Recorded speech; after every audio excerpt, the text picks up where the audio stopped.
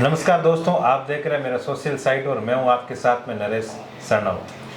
आज हम राइका बाग आंदोलन से जुड़े एक शख्स से बात करेंगे, क्योंकि हाल ही में सोशल मीडिया पर एक चर्चा है वो बड़ी तेज हो चुकी है। और 1 जुलाई को राइका बाग आंदोलन के नाम से एक आंदोलन है वो जोधपुर में किया जाएगा और उसका जो नेतृत्व करने वाले हैं वो देवासी समाज के युवा चेहरा गणेश रेबारी। आपने देखा होगा कि गणेश रेबारी ने पिछली बार जब जोधपुर के अंदर देवासी महाकुंभ का एक बड़ा आयोजन हुआ था जिसमें लाखों की संख्या में देवासी समाज के लोग पहुंचे थे, उसका पूरा नेतृत्व करने वाले भी गणेश भाई रेबारी थे। और आज हम इनके साथ में हैं, इनसे बात करेंगे। गणेश जी, आपका सबसे पहले हमारे साथ बातचीत करने के लिए आपका स्वागत है। शुक्रिया आपका, धन्यवाद। गणेश जी, देवासी समाज का एक आंदोलन जो कि 1 जुलाई को आप लोग करने जा रहे हैं, राइका बाग के नाम से आप आंदोलन करने जा रहे हैं। इससे पहले भी आपने देवासी महाकुंभ का जो बड़ा आयोजन किया था और बड़ा सफल रहा था, उसकी तर्ज पे आपका ये राइका बाग का जो आंदोलन है, इसके बारे में बताएं कि आप आंदोलन क्यों कर रहे हैं, आपकी समाज का उस राइका बाग रेलवे स्टेशन से क्या संबंध है? दरअसल ये 7वीं सदी की बात है, जब बड़ी संख्या में रेबारी लोदरवा से पलायन करके इधर उधर के लिए निकले थे। ऐसा ऐतिहासिक प्रमाण और तथ्य हैं, ये कहते हैं कि आसूराम नाम के एक व्यक्ति जो देवासी थे, पिसवाला जात के, वो जैसलमेर से निकले और जोधपुर आकर बसे। उसी दरमियान जोधपुर में एक प्रतिहारों का शासन हुआ करता था और प्रतिहार सूर सिंह करके एक राजा हुआ करते थे। उनके बहुत सारी ऊँट और सांडड़ियाँ थी, तो उनमें कोई रोग आ गया। तो किसी जानकार ने कहा कि भाई एक आसूराम जी देवासी हैं, वो इसका इलाज बेहतर तरीके से कर सकते हैं। इसके बाद राजा के साथ आसूराम जी का अच्छा संबंध स्थापित हुआ और लंबे समय तक वो यहाँ रहे, राज परिवार की सेवा करी और उनको विशेष रूप से अधिकारी भी बनाया गया उनके शासन में। और बाद में जाकर उन्हें एक तोहफे में नजराने के स्वरूप यहाँ एक ज़मीन दी गई, एक ज़मीन का टुकड़ा दिया गया, जिसमें आसू जी ने अपना घर बनाया। वो यहाँ लंबे समय तक रहे। कालांतरण में वही सूर सिंह जी जो राजा थे प्रतिहार, वो अपनी पत्नी के साथ यात्रा कर रहे थे, तो उन्हें उनकी पत्नी ने कहा कि ये क्या है। जब वहाँ से निकल रहे थे तो उन्होंने कहा कि ये आसू जी देवासी का घर है या उनका खेत है, उनकी जगह है। तो उन्होंने कहा कि ये जगह मुझे बहुत पसंद है, मुझे बहुत प्रिय लगी है, मुझे ये जगह चाहिए। तो जो राजा थे उन्होंने कहा कि भाई मैंने ये ज़मीन जो है वो दान में दे दी है, हमने गिफ्ट कर दी है, तो ये हम वापस नहीं ले सकते। तो ऐसे प्लानिंग करी गई कि भाई आसू जी देवासी को उनके रानी साहिबा अपना भाई बना ले, राखी बांधे और बदले में तोहफे में वो ये ज़मीन मांग ले। तो ऐसा ही हुआ, बदले में ज़मीन मांगी और स्वामी भक्त देवासी आसू जी ने वो ज़मीन उन्हें बतौर गिफ्ट दे दी। लेकिन राजा ने अपनी खुददारी दिखाते हुए कहा कि भाई इसका नाम जो है वो आसूराम जी के नाम से होना चाहिए, ये राइका बाग के नाम से इसको याद किया जाना चाहिए। बाद में रानी ने महल बनाया वहाँ पे, और जब ब्रिटिशर्स आ गए, उसके बाद जब लोकतंत्र देश में आया, देश आज़ाद हुआ, तब इस जगह का नाम पड़ा राइका बाग पैलेस जंक्शन। लेकिन हाल ही के कुछ वर्षों में रेलवे का टेक्निकल एरर रहा या कुछ बदनीयत रही, उन्होंने उस नाम को चेंज किया, उसमें स्पेस दे दिया, राई और का को अलग कर दिया, और बाद में जिला प्रशासन ने भी उसी की तर्ज पे ये सारा आडंबर रचा और उसको आज ये नौबत आन पड़ी है कि हमको आंदोलन के लिए जाना पड़ रहा है, एक केवल और केवल एक स्पेस को हटवाने के लिए। ये आंदोलन करने का जो समय है आपने अभी क्यों चुना, इसका क्या रीज़न है इसके पीछे? देखिए क्या है कि लंबे समय से मांग चल रही थी और समाज में भयावह आक्रोश था। समाज के लोग बैठ के बात कर रहे थे कि यार हम लोग शांति प्रिय हैं, हम जंगल के जीव हैं, हम प्रकृति के उपासक हैं, हम हमारे भेड़ बकरियों के साथ जीवन जीने वाले और शांति पूर्वक तरीके से जीने वाले लोग हैं। लेकिन ये जो सरकार में नुमाइंदे बैठे हैं, इनको हज़ारों बार ज्ञापन दे दिए, इनको हज़ारों बार हमने जाकर बात करके हमारे लोगों ने बात रखी, लेकिन ये लोग इनकी कान पे जूं नहीं रेंग रही। ऐसा क्या कारण है? तो बहुत विचार और मंथन करने के बाद ये निर्णय किया कि लोकसभा के चुनाव के बाद समाज आंदोलन की दिशा में बढ़ेगा। लोकसभा के चुनाव संपन्न हो गए, नई सरकार का गठन हो गया, सारी औपचारिकताएं पूरी हो गई। हमने अल्टीमेटम दिया कि 1 तारीख से पूर्व आप कर दीजिए। इन लोगों ने नहीं किया तो आंदोलन की दिशा में बढ़ना पड़ा। आंदोलन आप 1 जुलाई से अनिश्चितकालीन आपका धरना रहेगा। धरना कहाँ पर आप लगा रहे हैं, उसकी पूरी रूपरेखा क्या है, आप किस भूमिका में नजर आएंगे और कौन लोग आपका इस मामले में सपोर्ट कर रहे हैं, साथ ही जो गैदरिंग है आपके समाज की कितनी संख्या जो रहेगी इस पूरे आंदोलन को लेकर? देखिए, ये रूपरेखा तो इसकी ये है कि हमारे एक वरिष्ठ साथी हैं, आदरणीय है हमारे लाल सिंह जी, जिन्होंने पिछली बार अभी ये लोकसभा के चुनाव जो संपन्न हुए उसमें पाली लोकसभा चुनाव भी लड़ा। उन्होंने इस मुहिम को आगे बढ़ाया और हम सब का वो नेतृत्व कर रहे हैं इन दिनों। इस मूवमेंट को लेकर वो नेतृत्व कर रहे हैं। सब जगह गाँव में, इधर उधर आसपास के जिलों में जाकर वो प्रचार प्रसार कर रहे हैं।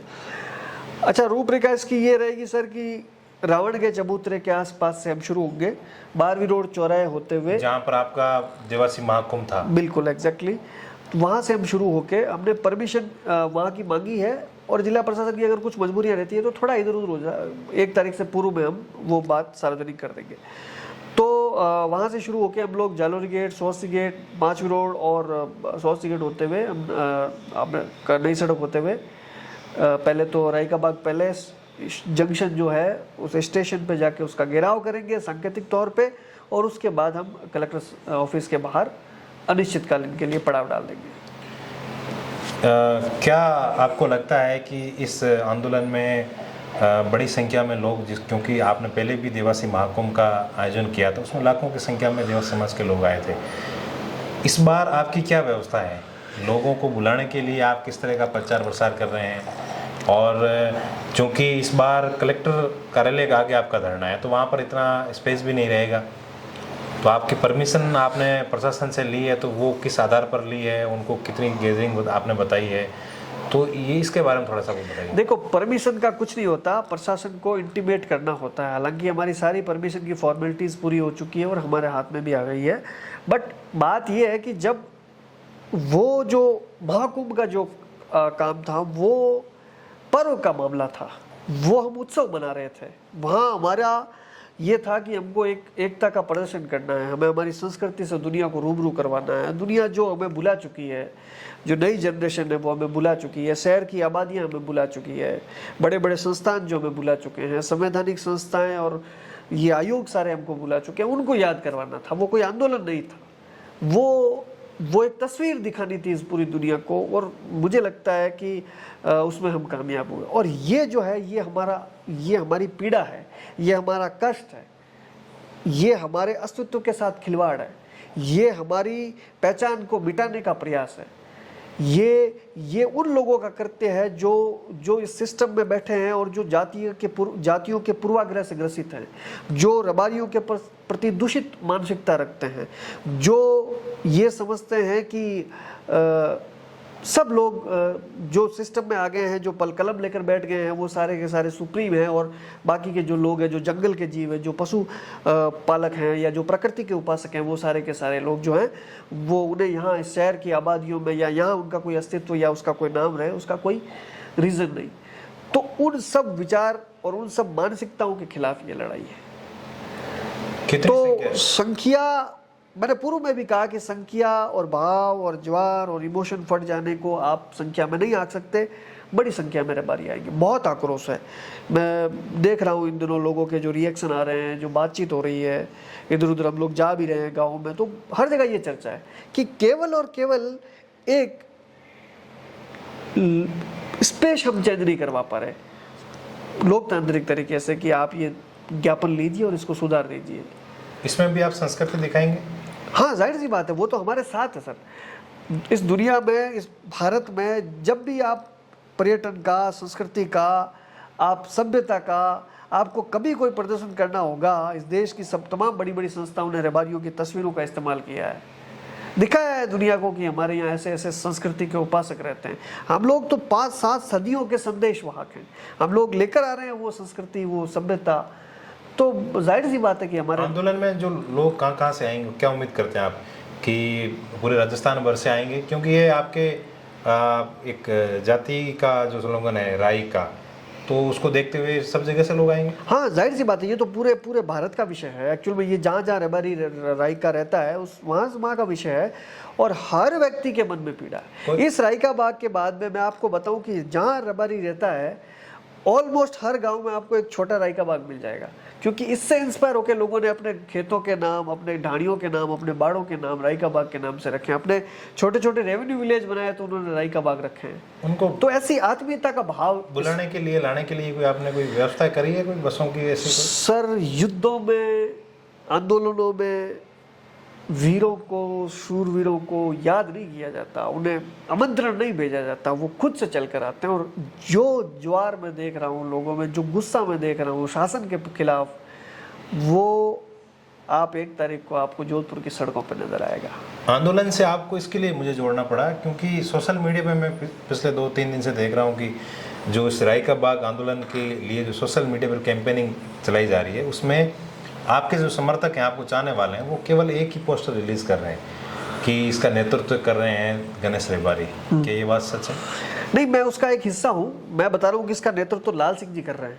लाल सिंह जी ने ये बीड़ा उठाया। लाल सिंह जी लंबे समय से प्रयास कर रहे हैं, और एक पूरी संघर्ष समिति है जिसमें कपूर जी देवासी हैं, बाबूलाल जी भाटलाई हैं, लाल सिंह जी हैं, डॉक्टर सुखदेव हैं, किशन राम फौजी हैं, ओम प्रकाश जी फौजी हैं, और बहुत सारे लोग, बहुत। और ये पूरा एक समग्र लोगों का जब होता है काम, तभी जाके कामयाब हो पाता है। कोई एक व्यक्ति नहीं कर सकता। और मैं पिछले दिनों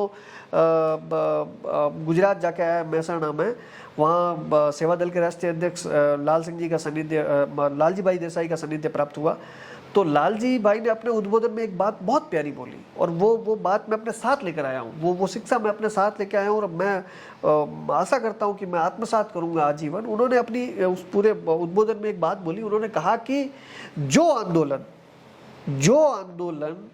व्यक्ति निर्भर हो जाता है, किसी व्यक्ति के ऊपर निर्भर हो जाता है जो आंदोलन, वो आंदोलन कभी सफल नहीं होता, वो आंदोलन कभी लंबा नहीं चलता। तो मैं ये समझता हूँ कि कोई भी आंदोलन हो, कोई भी मूवमेंट हो, उसको व्यक्ति पे निर्भर नहीं होना चाहिए, समग्र टीम किसी एक को तो जिम्मेदारी लेनी होगी। नहीं, जिम्मेदारी एक के जिम्मेदारी लेने से काम पार नहीं होते। जिम्मेदारी समग्र लेनी होगी। सारे लोग जो गांव में, ढाणी में, जो दुकानों पे बैठे हैं, जो बाहर देसावर में बैठे हैं, सबके लिए मेरे अंदर जितनी पीड़ा है, उतनी की उतनी पीड़ा वो महसूस करेंगे, तब जाके काम होगा। अगर मैं बहुत ज़्यादा विचारने लग जाऊँ, मैं चिंता करने लग जाऊँ, तो मेरे अकेले की चिंता करने से, मेरे अकेले के सोचने से पार नहीं पड़ेगा मामला। राजस्थान के 3-4 ऐसे नेता हैं जो आपके समाज के हैं, जिसमें से 2 तो विधायक हैं, एक सत्ता पक्ष के हैं जो राज्य मंत्री भी हैं, और एक विपक्ष के हैं, और एक हीराभाई देवासी हैं जो कि महाराष्ट्र से अपनी राजनीतिक सफर को आगे बढ़ाए हुए चल रहे हैं। तो इन लोगों का कितना सपोर्ट मिल रहा है इस पूरे आंदोलन में? देखिए, मैं ये समझता हूँ कि सबका समाज के विकास में, समाज में परिवर्तन लाने की दिशा में सबका अपना अपना योगदान रहा है। हर व्यक्ति ने प्रयास किया है, तब जाके चीज़ें बड़ी है, और वो आज समाज के नेता कहलाते हैं। समाज में उनका बड़ा नाम है, उनकी लोकप्रियता है। तो वो मुझे पूरी उम्मीद है।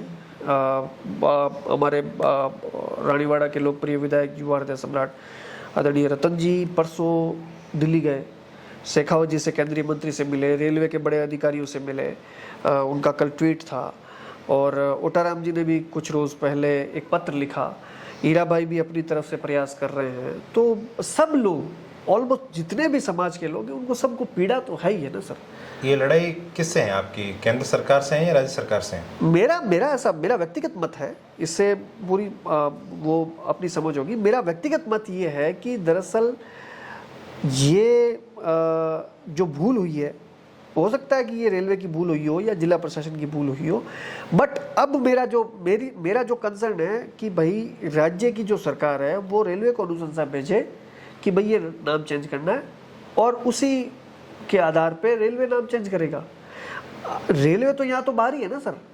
रेलवे तो एक डिपार्टमेंट है, वो इंडिविजुअल डिपार्टमेंट, उसका पटरियाँ बिछाना, उस पर ट्रेन चलाने का काम है। नाम किस जगह का क्या होगा, वो तो मुझे लगता है कि स्टेट गवर्नमेंट का इशू है।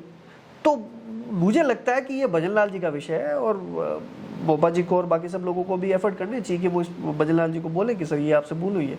आपने जो शुरुआत में कहानी बताई, वो काल्पनिक है या फिर आपने उस पर ये काल्पनिक कहानी बता कर आपने वहाँ पर एक अधिकार जताया कि रहा ही के बीच में स्पेस था, आप उस स्पेस को हटा के और राइका करके और अपने समाज की ओर जोड़ना चाह रहे हैं। आपके पिताजी, आपके दादाजी अगर आज से 8-7 साल पहले अगर जोधपुर आए हैं और अगर वो दादाजी का तो यहाँ आना जाना रहता था। साक्षर हैं तो आप उनसे पूछ लेना कि वो उस पे क्या लिखा था, वो क्या जगह का नाम था, और ये ऐतिहासिक तथ्य मेरे दादाजी को तो, बाकी जो लोग अपन को सुन रहे हैं, मेरे दादाजी को पूछना नहीं जाएंगे, आप थोड़ा एक्सप्लेन करिए कि मैं ये कह रहा हूँ कि सर ये इस पे हिस्टोरिकल डॉक्यूमेंट है सारे, और रेवेन्यू के सारे डॉक्यूमेंटेड में हमारे फेवर में, और ये था, ये भूल, और जब आप शहर के किसी व्यक्ति को जाकर पूछ लेंगे तब भी वो आपको बताएगा। और मैं जो ये कह रहा हूँ, ये जो सारी चीज़ें कह रहा हूँ, यूनिवर्सिटी के कई कबाड़ खाने में हिस्ट्री की बहुत सारी किताबें पढ़ी होगी, उनमें पढ़ा होगा, हमारे महाराजा साहब के कहीं दस्तरखान में वहाँ कहीं पढ़ा होगा, मतलब सब ये सब उपलब्ध है, ऐसी कोई वो बात नहीं। चलिए आपसे एक और सवाल कर ले लेते हैं। हाल ही में लोकसभा का चुनाव संपन्न हुआ, आपको जालोर लोकसभा सीट पर वैभव गहलोत के पक्ष में प्रचार करने का आपको मौका मिला था। पूर्व मुख्यमंत्री अशोक गहलोत ने आपको वहां पर भेजा, आपको जिम्मेदारी दी जालोर और सिरोही की, आपने वहां पर प्रयास करा था, लेकिन आप सफलता आपको हासिल नहीं हुई। क्या मानते हैं कि क्या कमियां रही वहां पर? देखिए, कमियां तो कुछ रही होगी, कमियां खूब सारी रही होगी, तब जाके हम बड़े नंबर से हारे हैं। पर ये जो मैंडेट था ये अप्रत्याशित था, मतलब मेरा अगर मैं अगर प्रिडिक्ट कर रहा था जो चीज़ें, बहुत नेक टू नेक फाइट जैसा मामला लग रहा था ग्राउंड में। आपके समाज के लोग और जिस समाज से लुम्बाराम जी आते हैं वो उस समाज के लोग और कई सारे लोग जो युवा हैं सोशल मीडिया पे बार बार कह रहे थे कि वैभव गहलोत हारेगा, तो ये तो सामने ही दिख रहा था कि वो हार रहे हैं, तो फिर वो आप ये तो नहीं कह सकते कि मेरे समाज के लोग और लुम्बाराम जी के समाज के लोग। मैं मेरी समाज की बात कर लेता हूँ, 50% ज़्यादा मेरे समाज के लोग भी कह रहे थे कि वैभव गहलोत हारेगा। अब चलिए ठीक है, बराबर हो गया समाज का, अब आप बता दीजिए।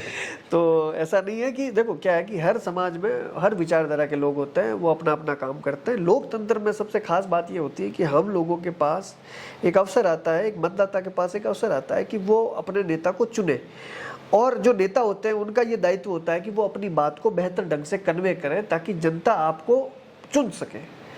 मुझे ये लगता है कि हमारा और जो जनता का कम्युनिकेशन था उसमें कोई गैप रह गया होगा। कांग्रेस पार्टी और जो हम लोग जो प्रयास कर रहे थे और जनता के बीच में कोई कम्युनिकेशन गैप हल्का सा रहा होगा, इसी वजह से ये हमारी बात वहां तक नहीं पहुंच पाई, वरना 20 साल से बीजेपी को वो जिता ही रहे थे। कोई एक योजना, कांग्रेस का हल्का गैप भी 2 लाख का होता है। हाँ, इस पे तो काफ़ी जांच का विषय है ये। तो मैं गणेश जी को मेरी तरफ से शुभकामना देता हूँ कि इन्होंने जो बीड़ा हाथ में लिया है राई का बाग आंदोलन का, ये इनको इस आंदोलन की सफलता की अग्रिम शुभकामना देता है कि इनको ये सफलता मिले। और आदिवासी समाज के युवा नेता हैं और हम चाहेंगे कि आगे और प्रगति करें। हमारा जो सपोर्ट है, तो कांग्रेस का नेता भी हो, कांग्रेस के नेता हो, लेकिन कांग्रेस के नेता के तौर पे हम आपका सपोर्ट नहीं कर सकते, लेकिन एज आप एक समाज के नेता के लीडर के नाते हम आपका सपोर्ट हमेशा करेंगे। तो चर्चा के लिए आपका धन्यवाद। और आखिर में एक अपील मेरी ओर से है, जहाँ पे भी प्रवास में, मालवे में, छत्तीसगढ़ में अपनी भेड़ बकरियों को लेकर हरियाणा और पंजाब गए हुए, गांव ढाणी में विराजे हुए सभी युवाओं से, बुजुर्गों से, माताओं बहनों से और सभी बौद्धिक वर्ग से, शिक्षित वर्ग से, कर्मचारी वर्ग से, तमाम लोगों से ये अपेक्षा करता हूँ कि ये आंदोलन आपके और मेरे हिस्से में आन पड़ा है, और मुझे लगता है कि आपको और मेरे को इस बात के लिए धन्यवाद देना पड़ रहा है कि ये कुछ काम करने का सौभाग्य हम सब लोगों को प्राप्त हो रहा है। तो आपसे बहुत हाथ जोड़ के गुजारिश है कि इस आंदोलन में प्रत्यक्ष अप्रत्यक्ष किस तरीके से आप सहयोग कर सकते हो, ऐसी रूपरेखा तैयार करो और इस आंदोलन को मजबूत करो। अगर इस बार ये धरना असफल हो गया, अगर इस बार भी हम अगर नाम चेंज नहीं करवा पाए, तो बहुत मुश्किल है कि अगले 10 साल तक कोई आकर आपके लिए खड़ा हो पाएगा। ये पहल आदरणीय लोगों ने करी है, हम सब का ये दायित्व बनता है कि हम इस पहल को, इस मांग को मजबूत करें और समाज का साथ दें। धन्यवाद। उम्मीद करते हैं कि गणेश रबारी की इस अपील को आप लोग गंभीरता से लेंगे। नमस्कार।